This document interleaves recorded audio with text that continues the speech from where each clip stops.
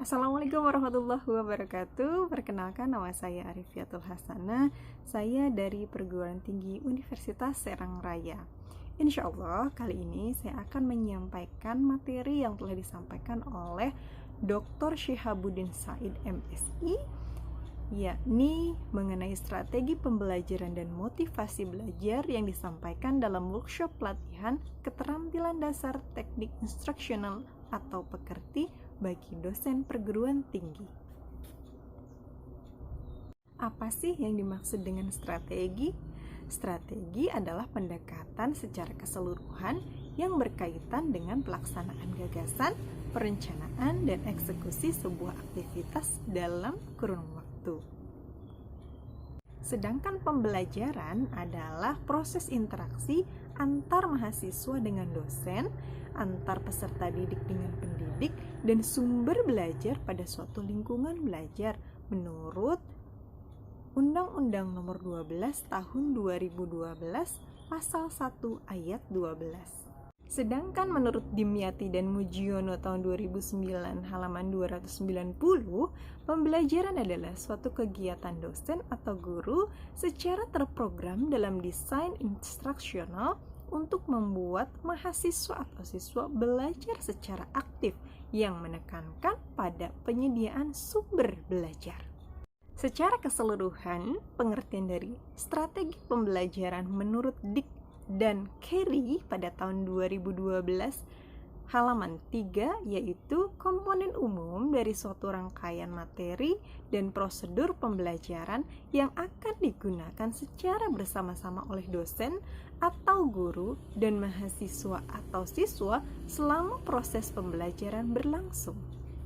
Sedangkan menurut Etin Solihatin tahun 2012 halaman 4, strategi pembelajaran adalah pendekatan secara menyeluruh dalam suatu sistem pembelajaran yang berupa pedoman umum dan kerangka kegiatan untuk mencapai tujuan umum pembelajaran yang melukiskan prosedur yang sistematis dalam membantu usaha belajar mahasiswa atau siswa, mengorganisasikan pengalaman belajar, mengatur dan merencanakan bahan ajar untuk mencapai tujuan pembelajaran tertentu. Dari sekian banyak pengertian mengenai strategi pembelajaran, maka saya dapat simpulkan bahwa strategi pembelajaran adalah suatu konsep yang di dalamnya terdapat program-program yang akan dilakukan oleh dosen ataupun guru secara struktur untuk memberikan pengajaran berupa bahan ajar tertentu yang ditujukan untuk mahasiswa maupun siswa dalam tujuan belajar yang penuh interaktif sehingga tercipta suasana yang efektif dan efisien di dalam suatu proses belajar mengajar. Motivasi belajar di perguruan tinggi. Pengertian mover adalah menggerakkan kondisi yang menimbulkan perilaku, mengarahkan perilaku, mempertahankan intensitas perilaku. Motivasi menurut Dedi Supriyadi tahun 2005 halaman 86 merupakan modal yang sangat penting untuk belajar. Tanpa ada motivasi, proses belajar akan kurang berhasil. Meskipun seseorang memiliki kecakapan yang tinggi, mahasiswa atau siswa akan kurang berhasil dalam belajarnya jika motivasinya lemah. Motivasi menurut Dimyati dan Mujiono tahun 2009 halaman 80 merupakan dipandang sebagai dorongan mental yang menyebut kekuatan mental yang mendorong terjadinya belajar tersebut sebagai motivasi belajar. Motivasi belajar menurut Mujiono tahun 2009 halaman 80 ialah seorang siswa belajar karena didorong oleh kekuatan mentalnya. Artinya, kekuatan mental ini berupa keinginan, perhatian, kemauan, atau cita-cita.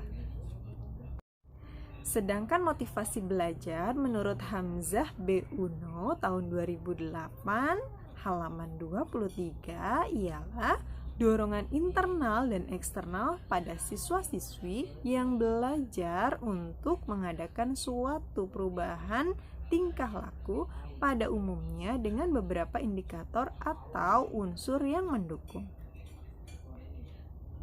Maka dapat disimpulkan, motivasi belajar adalah suatu dorongan yang akan dicapai atau yang akan diraih oleh siswa maupun mahasiswa untuk mencapai suatu tujuan atau suatu hal yang ia impikan.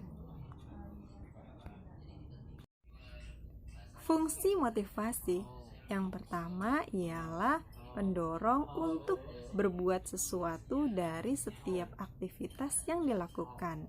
Yang kedua, pendorong arah perbuatan, yakni ke arah tujuan yang ingin dicapai.